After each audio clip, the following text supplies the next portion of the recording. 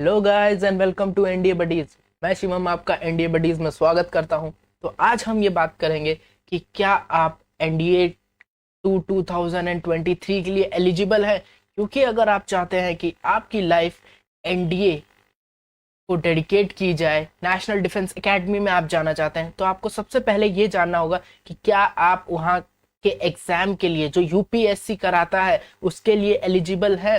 तो हमने last year का सेकेंड अटेम्प्ट का 2022 का नोटिफिकेशन डाउनलोड किया है ताकि हम आपको अच्छे से समझा सके कि आप एलिजिबल है, और अगर आप एलिजिबल हैं तो आपको किस चीज़ का सबसे ज़्यादा ध्यान रखना है। तो देखिए, यहाँ पहले ये लास्ट ईयर का जो नोटिफिकेशन है उसमें कुछ चेंजेस करने पड़ेंगे, जैसे कि जो 2004 है उसको 2005 कर दीजिए और जो 7 है उसको 8 कर दीजिए। इससे क्या होगा कि जो आपकी जो एज लिमिट है उसमें चेंज आएगा, क्योंकि लास्ट ईयर का है तो इस साल एज लिमिट में चेंज आए।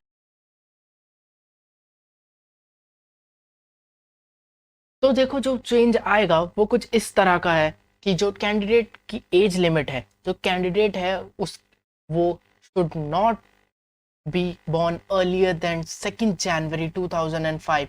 मतलब उस वो 2nd Jan 2005 के पहले का नहीं होना चाहिए, और should not be born after 1st January 2008। देखिए, ये बहुत इंपॉर्टेंट है कि आप अपना एज क्राइटेरिया आप इस डेटा की मदद से अपने नंबर ऑफ अटेम्प्ट आप कैलकुलेट कर सकते हैं, क्योंकि नंबर ऑफ अटेम्प्ट कैलकुलेट करेंगे तो आपको पता चलेगा कि आपके पास जो एक्चुअल आपके काउंटिंग अटेम्प्ट हैं वो कितने हैं।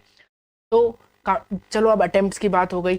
जो सबसे इंपॉर्टेंट चीज है कि the candidate should be unmarried. लड़का हो लड़की हो, मेल हो फीमेल हो, लेकिन वो अनमैरिड होना चाहिए। ये सबसे उनका प्राइमरी क्राइटेरिया है कि the candidate should be unmarried. और जब डेट ऑफ बर्थ की बात की जाए तो डेट ऑफ बर्थ ये वही एक्सेप्ट करेंगे जो कि आपके 10th क्लास के जो आपका सर्टिफिकेट है, मेट्रिकुलेशन सर्टिफिकेट, उसमें लिखी हो, या फिर ये जरूर ध्यान से सुने, या फिर वो सेकेंडरी स्कूल लिविंग सर्टिफिकेट में भी हो सकती है। सेकेंडरी स्कूल लिविंग सर्टिफिकेट में भी जो अगर आपने जो आपकी डेट ऑफ बर्थ लिखी हुई है वो मानी जाएगी। And the last, the certificate recognised by Indian university. इसका मतलब जो सर्टिफिकेट इंडियन यूनिवर्सिटीज द्वारा ऑथराइज्ड है। ऑथराइज्ड होना जरूरी नहीं है, ऑथराइज्ड एक नोन अथॉरिटी से, एक प्रॉपर अथॉरिटी से आपको ऑथराइज होना चाहिए, तो ही वो माना जाएगा, तभी वो माना जाएगा। और ये इस सर्टिफिकेट का submission only and only after the submission of the result. मतलब कि आपका एक बार रिजल्ट आ गया उसके बाद ही इसका यूज आएगा, उससे पहले कोई कहीं नहीं मांगेगा। तो आपको याद रखना है कि अगर आपका एग्जाम क्लियर हो गया और आपका ये सर्टिफिकेट गलत है, then you are at a loss, बहुत ज्यादा लॉस हो जाएगा आपको। तो अब कुछ इसके इंपॉर्टेंट पॉइंट्स हैं जिसको आपको जरूर ध्यान रखना है कि जो आपका सर्टिफिकेट आपने यहाँ पे सबमिट किया है ड्यूरिंग द एप्लीकेशन लिखते समय, एप्लीकेशन भरते समय, जो आपने सर्टिफिकेट, जो आपने डेट ऑफ बर्थ वहां पे सबमिट की है, वही वो लोग एक्सेप्ट करेंगे, वही वो लोग एक्सेप्ट करेंगे ड्यूरिंग आपका एसएसबी। जब आप जाएंगे वहां पे अपने फॉर्म्स लेके, एप्लीकेशन सिर्फ वही एक्सेप्ट होगी।